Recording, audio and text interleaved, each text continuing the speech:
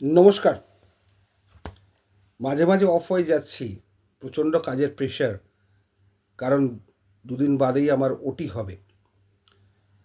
সেই জন্যে কাজগুলো যেগুলো হাতে এসছে শেষ করে তারপর যেতে চাইছি। ওই জন্য প্রচুর প্রেশার, আমি একদম কাজের বাইরে আর কিছু করতে পারছি না। ওই জন্য ভিডিওগুলো বাদ হয়ে যাচ্ছে করা। তাও আজকে একটু সময় পেয়েছি, জাস্ট এখনও অফিসেই বসে আছি। একটু সময় পেয়েছি, আপনাদের একজনের কোশ্চেনের অ্যান্সার দিয়ে দিই। মিস্টার গোপ সম্ভবত তিনি কোশ্চেন করছেন, ইয়েস, রাজেশ গোপ। তিনি কোশ্চেন করছেন ইলিগ্যাল অকুপায়ারের মামলা করেছেন টেনেন্টের এগেনস্টে 6(4) নোটিশ দিয়ে। 1 ক্লিয়ার মান্থ নোটিশ দেওয়ার পর তিনি 6(4) মামলা করেছেন। এভিকশন স্যুট 7(1) 7(2) হয়ে গেছে, 7(3)ও হয়ে গেছে। ডিফেন্স টাক আউট হয়ে গেছে। ইন দ্য মিন টাইম তার টেনেন্ট মারা গেছেন। সেক্ষেত্রে উনি জানতে চাইছেন সেগুলো কি কোর্টে জানাতে হবে? অবশ্যই কোর্টকে জানাতে হবে এবং তার এয়ার্সদেরকে আপনাকে সাবস্টিটিউট করতে হবে। হ্যাঁ, এয়ার্সরা কিন্তু নতুন ডিফেন্স পাবে না। যে মামলায় যে স্টেজ ছিল তারপর থেকেই এয়ার্সরা লড়তে পারবে। ডিফেন্স টাক আউট হয়ে গেলে এয়ার্সদেরও আর কিছু করার নেই। নতুন করে টেনেন্ট মারা গেছে বলে তার এয়ার্সরা নতুন কোনো ডিফেন্স দিতে পারবে তার কিন্তু কোনো মানে নেই, হবেও না, কারণ ডিফেন্সটাই তাদের নেই। আপনি অবশ্যই কোর্টকে জানাবেন এবং ঠিক টাইমে 3 মাসের মধ্যে সাবস্টিটিউশন অ্যাপ্লিকেশান কিন্তু করবেন। সাবস্টিটিউশন অ্যাপ্লিকেশন যদি না করেন তাহলে সুটটা কিন্তু অ্যাবেট হয়ে যাবে। আপনার জেতা ঘুটিয়ে আপনি হেরে যাবেন, জেতা কেস আপনি হেরে যাবেন। সুতরাং সাবস্টিটিউশন করবেন। একটা জিনিস বলে রাখি, এটা যদি স্মল কজ কোর্টের মামলা হয়, মানে আমাদের সিটি সিভিল কোর্টের স্মল কজ কোর্টে যদি উচ্ছেদের মামলা চলে, সেখানে যদি টেনেন্ট মারা যায় তার এয়ার্সরা কিন্তু, যদি ছেলে মেয়ে থাকে 5 বছর এবং ওয়াইফ যদি থাকে রেসিডেন্সিয়ালের ক্ষেত্রে লাইফ লং টেনেন্সি রাইট পাচ্ছে। সুতরাং আপনাদের ছেলে মেয়েকে এবং ওয়াইফকে তিনজনকে সাবস্টিটিউট করতে হবে। এরপরে মামলাটা কন্টিনিউ করবেন। কন্টিনিউ মানে কি, ডিফেন্স টাক আউট হয়ে গেলে তারপর আপনার সাক্ষী শুরু হবে। ওরা শুধু ক্রস করতে পারবে, কারণ ডিফেন্স টাক আউট হয়ে গেলে সাক্ষী দেওয়া যায় না, শুধুমাত্র ক্রস করতে পারবে অন অল পয়েন্টস। আগে ছিল শুধুমাত্র নোটিশ পয়েন্টে, কিন্তু এখন বিভিন্ন জাজমেন্টে দেখা যাচ্ছে যে অন অল পয়েন্টস, মানে প্লেন্টে যা লেখা আছে সেগুলো প্রত্যেকটা পয়েন্টে জেরা করা যাবে, কিন্তু নতুন কেস সেট আপ করা যাবে না।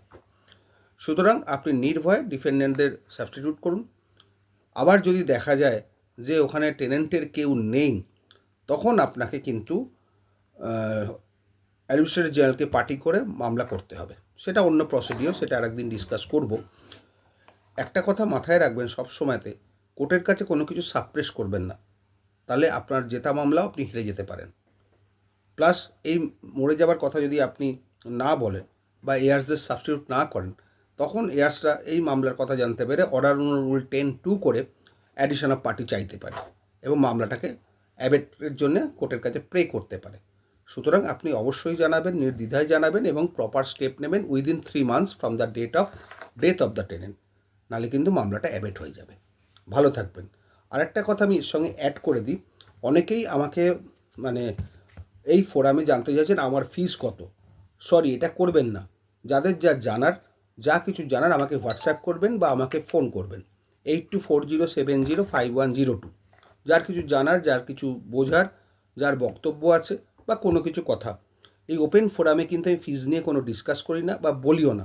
ওই জন্যে অনেকেই জিজ্ঞেস করছেন, আমি তাদেরকে বলে যাচ্ছি যে হোয়াটসঅ্যাপ নাম্বার দিচ্ছি, কল নাম্বার দিচ্ছি।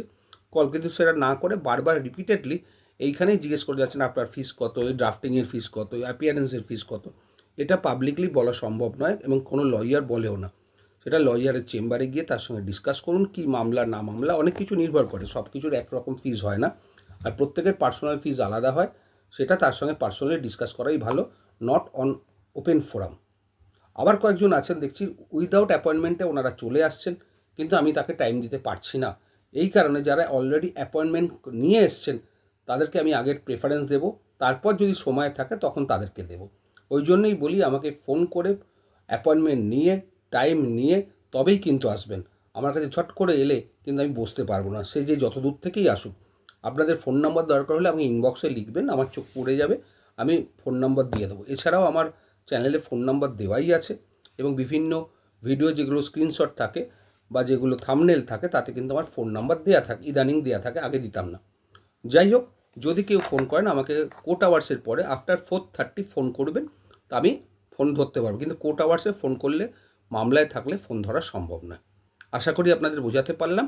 আর এরপর সামনের কদিন হয়তো ভিডিও করতে পারবো না, চেষ্টা করব, না করতে পারলে কিছু করার নেই। ভালো থাকবেন।